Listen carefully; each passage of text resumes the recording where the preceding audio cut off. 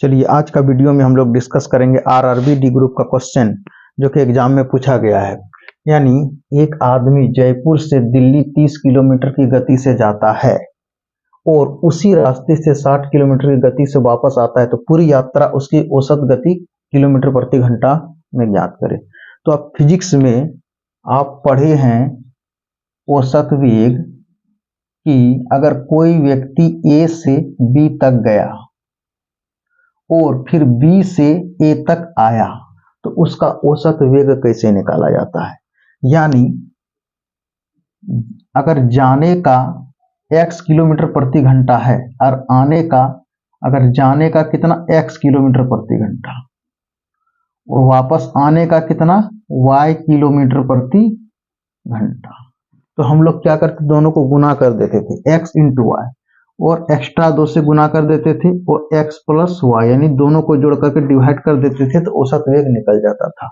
Same to same वही rule यहाँ पर अप्लाई करेंगे। यानी जाने का कितना है तो 30 किलोमीटर प्रति घंटा है, तो आराम से यहाँ पे क्या लिखेंगे 30 किलोमीटर लिखेंगे। x आपका हो गया 30 किलोमीटर प्रति घंटा और y आने का कितना है, तो आने का आप कहिएगा कि 60 किलोमीटर प्रति घंटा दे रहा है वापस आने का, तो आप जो है कि यहाँ पे 60 किलोमीटर प्रति घंटा लिख दीजिए। उसके बाद आप क्या कीजिएगा x प्लस वाई दोनों को जोड़ दी, इन दोनों को जोड़िएगा तो 90 हो गया, लेकिन ये 2 जो है एक्स्ट्रा यहाँ पर को गुना करना पड़ेगा। तो अब 0 0 कैंसिल आउट, 3 से कट गया 3 3 9 हो गया और b कट जाएगा 20 बार में। अगर 20 को 2 से मल्टीप्लाई कर दीजिएगा तो कितना होगा 40 किलोमीटर प्रति घंटा हो गया। ये औसत वेग हो गया। तो क्या 40 किलोमीटर प्रति घंटा कोई भी ऑप्शन में आप तुरंत ऑप्शन पे नजर दौड़ा करके देखिएगा तो कहिएगा कि ऑप्शन सी में 40 किलोमीटर प्रति घंटा है, इसलिए ऑप्शन सी सही आंसर होगा। अब आंकड़ों की माध्य ज्ञात करिए। 10वां क्लास में आप लोग मैथ में आंकड़ों का माध्य निकाले होंगे, तो आंकड़ों का माध्य कैसे निकाला जाता है, जितना अंक दिया जाता है सबको जोड़ देते हैं और अंकों को संख्या को गिन करके 10 से भाग देते हैं। यहाँ अंक देखिए, यहाँ कितना दिया है 2 है 3 है 5 है 1 है 6 है 2 है 7 है 8 है, तो सब हम लोग जोड़ेंगे। अगर आप सबको अगर जोड़ दीजिएगा तो आपको मिलेगा कितना 42 मिलेगा। अब इसको देखिए 1 ठो है 2 ठो है 3 ठो है 4 ठो है 5 6 7 8 9 10 ठो है अंक टोटल, तो इसलिए हम लोग 10 से डिवाइड कर देते हैं। और यहाँ पे अगर पॉइंट देते कि उड़ जाता है, यानी 4.2 कोई भी ऑप्शन में तुरंत आप ऑप्शन पे नजर दौड़ा करके देखिएगा तो कहिएगा हाँ ऑप्शन बी में है 4.2, इसलिए आंसर जाकर के सही हो जाएगा 4.2, ऑप्शन बी हो जाएगा। अब देखिए एक चक्री चतुर्भुज का क्षेत्रफल ज्ञात करना है। यानी चक्री चतुर्भुज के बारे में आप लोग 10th क्लास में पढ़े हैं, लेकिन क्षेत्रफल के बारे में नहीं पढ़े होंगे कि क्षेत्रफल कैसे ज्ञात किया जाता है। आप 9th क्लास में त्रिभुज का क्षेत्रफल पढ़े होंगे, हीरोन्स का formula s under root s s माइनस a s माइनस b s माइनस c, इस तरह से आप पढ़े होंगे। तो हम लोग क्या करेंगे वही रूल जो यहाँ पर अप्लाई करेंगे चक्री चतुर्भुज के लिए, लेकिन जो है कि हम लोग हीरोन का सूत्र में s लिखते थे और इंटू s माइनस a s माइनस b s माइनस c लिखते हैं, s को केवल हटा देंगे। इसमें 4 ठो साइड है यानी a b c d, इसलिए क्या करेंगे s माइनस a s माइनस b s माइनस c s माइनस d, और इसका फॉर्मूला को हम लोग यूज करते थे। अब देखिए s क्या होता है, s होता था अर्ध परिमाप यानी सेमी पेरीमीटर अंग्रेजी में कहते हैं। तो सबसे पहले हम लोग s निकालेंगे, जब तक s नहीं निकलेगा तब तक हम लोग इस फॉर्मूला कैसे यूज करेंगे। तो s निकालने के लिए क्या करेंगे कि चारों भुजाओं को ऐड करेंगे, 2 से डिवाइड करेंगे। तो देखिए कितना कितना दे के रखा हुआ, ये दे के रखा 8 और 10 दे के रखा है, 12 और 14 दे के रखा। चारों भुजा को जोड़िएगा तो आपको 44 मिल जाएगा और आप क्या कीजिएगा 2 से डिवाइड कर दीजिएगा तो s निकल जाएगा। चारों साइड को जोड़िएगा तो आपको 44 मिल जाएगा। 8 10 18 या 12 14 को जोड़िएगा 44 मिल जाएगा। अगर आप इसको 2 से डिवाइड कर देते हैं तो कितना हो जाता है 22 हो जाता है। आपको s आपको पता हो गया।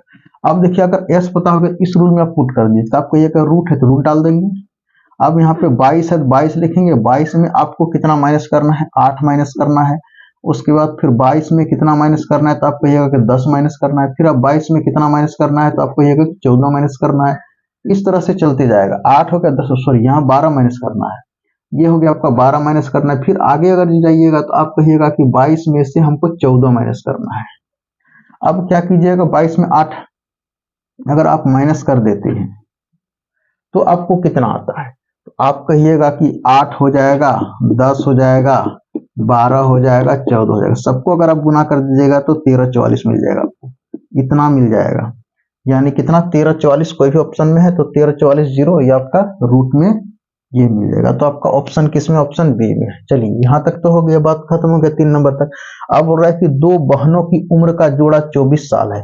दो बहन है, मान लेते हैं कि बड़ी बहन, यहाँ लिख दीजिए बड़ी बहन, और ये आप लिख दीजिए छोटी बहन, छोटी बहन।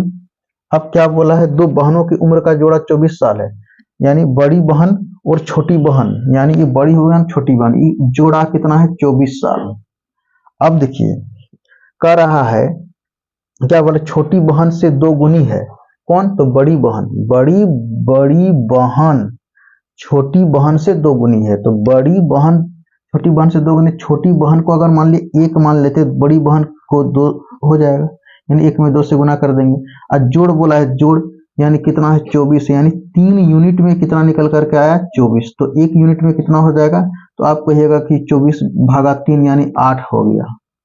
तो अब आपको निकालना क्या है, यानी बड़ी बहन का निकालना है। तो 1 यूनिट में 8, तो 2 यूनिट में कितना हो जाएगा, तो आप कहिएगा कि 8 को अगर 2 से गुना कर देंगे 16 निकल जाएगा। लेकिन आगे क्या बोला है, कहता है कि 5 साल बाद, ये तो हो गया कि मतलब कि 16 साल हुआ, तो 5 साल बाद कितना होगा, तो आप क्या कीजिएगा कि 16 में अगर आप 5 ऐड कर देते हैं तो कितना निकल कर 21 साल। तो 21 साल कितना हो, बड़ी बहन का हो गया, तो आपको बड़ी बहन का निकालना है, 21 साल बड़ी बहन का। अगर छोटी बहन का कहता तो 5 इसमें जोड़ देते, इसमें यानी 1 से गुना करके 8 में, तो 8 5 13 हो जाता।